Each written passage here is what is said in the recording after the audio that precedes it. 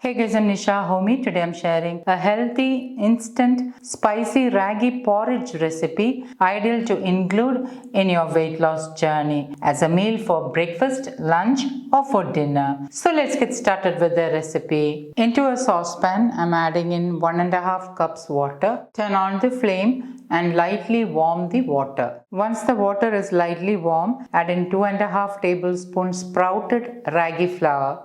Give it a good mix. Once mixed, there will not be any lumps. And now on medium flame, bring this to a boil. Now the reason why I'm using sprouted ragi flour is that once ragi is sprouted, the vitamin C levels tends to increase and leads to easy absorption of iron into the bloodstream. Also, sprouted ragi flour helps to balance digestive issues. So if you have noticed having any digestive issues when consuming ragi flour, make sure you are using sprouted ragi flour. In between, give this a mix just to make sure that it is not sticking to the bottom of the saucepan. And once it starts to boil, add in half teaspoon sea salt or as needed. Give it a mix and allow the ragi to get cooked. The ragi, once it starts to get cooked, will start to thicken. And also make sure to stir so that it does not stick to the bottom of the saucepan. And once it starts to boil like this, reduce the flame to the lowest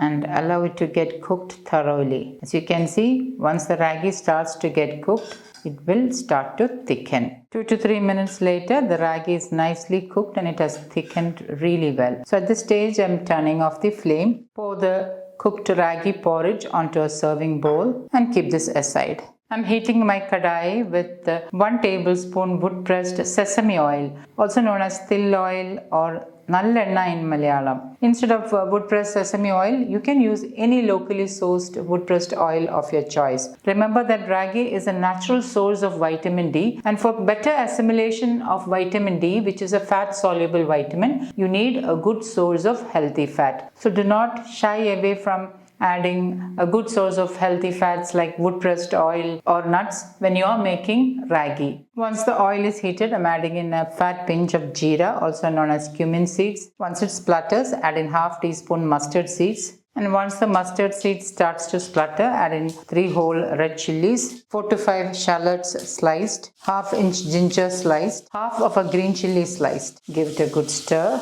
I like to use shallots, also known as cherry uli in Malayalam, in my recipes as they are a good source of iron and folate. However, you can use 1/4 or half of an onion instead. Allow the shallots to turn transparent or light pink in color. Shallots are also a good source of prebiotics, hence ideal to maintain good gut health. And once the shallot starts to turn transparent, I'm adding in half cup green moong sprouts. I've already shared how to sprout green moong dal. Links will be updated below this video. Please do check it out. Give it a good stir. 1 medium-sized carrot grated. Now instead of carrots, you can use beetroot or any vegetable of your choice. 1/4 teaspoon sea salt or as needed. Some fresh curry leaves. Give it a good stir.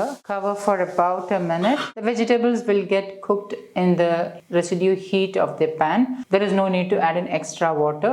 We need to maintain the subtle crunch of the vegetables. 2 minutes later, open the lid. Give it a good stir. Now the vegetables are steam cooked. I'm going to turn off the flame. Pour the vegetables over the hot ragi porridge. Traditionally, to make this probiotic rich, curd or buttermilk is added into the ragi porridge. If you prefer, you can use dairy milk curd or you can use non-dairy milk curd. I have already shared 4 different vegan curd recipes. Links will be updated below this video. Today I'm taking a step further and adding in my fermented chilies. This is lacto-fermented chilies. I have already shared how to make lacto-fermented chilies. Now instead of this lacto-fermented chilies, you can also add in a tablespoon of sauerkraut, which is also lacto-fermented. I have already shared how to make sauerkraut and ferment this chilies. Please do check them out on my channel. Remember, I used only half green chilies in this recipe, so I'm adding in a couple of slices of the fermented chilies. Remember that jalapenos are slightly on on the spicier side, so add them as per your spice tolerance. You can also make fermented chilies using ordinary green chilies